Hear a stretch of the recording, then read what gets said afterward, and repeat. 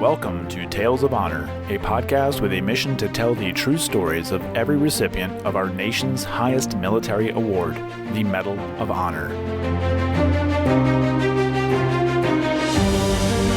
Hello, everyone, and welcome to another episode of Tales of Honor podcast. I'm your host, Christoph Ambrose, and this is episode number 582.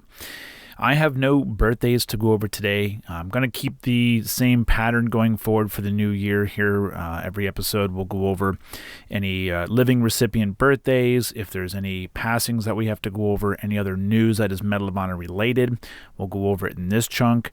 And I don't have any of that to go over today. I did do some little updating to the website, which is talesofhonorpodcast.com. There's a link in the show notes of every single episode for you to go over and check.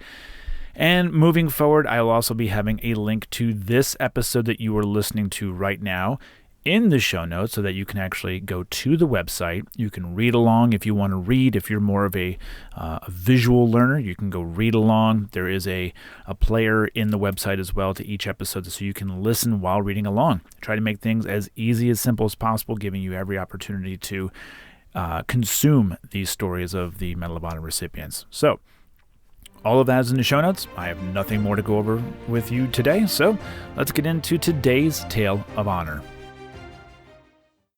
George was born on the 9th of December, 1876, in Lorain, Ohio, and he was named after his father's brother, who was a veteran of the American Civil War. George joined the U.S. Marine Corps in 1898, receiving a commission to second lieutenant on the 20th of May, and had assignments during the Spanish-American War and the Boxer Rebellion before deploying to Nicaragua in 1912. When the U.S. sent troops into Veracruz, Mexico, George was a major, and his actions during the 2 days of fighting earned him the Medal of Honor. The citation reads, "For distinguished conduct in battle, engagements of Veracruz, 21-22 April 1914, was eminent and conspicuous in command of his battalion, was in the fighting of both days and exhibited courage and skill in leading his men through action.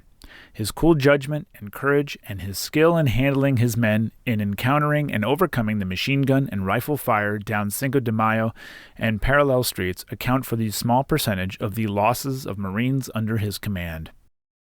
George received the Medal of Honor the following year on the 4th of December 1915, and he was then assigned to the Dominican Republic in command of the Dominican National Guard until 1921. He then attended the Naval War College in Newport, Rhode Island, before commanding the Marine Barracks at the Brooklyn Navy Yard. George was married to Mary in 1904, and I saw no records of the couple having any children. His final command after graduating from the Army War College in 1925 was of the Marine Corps Recruiting Division in Chicago, and George retired at the rank of Brigadier General on the 1st of September 1930 after 32 years of service. Coincidentally, his uncle, for whom he shared the exact same name, also had retired from the Marine Corps at the rank of Brigadier General. His uncle's photo is commonly mislabeled as the younger George.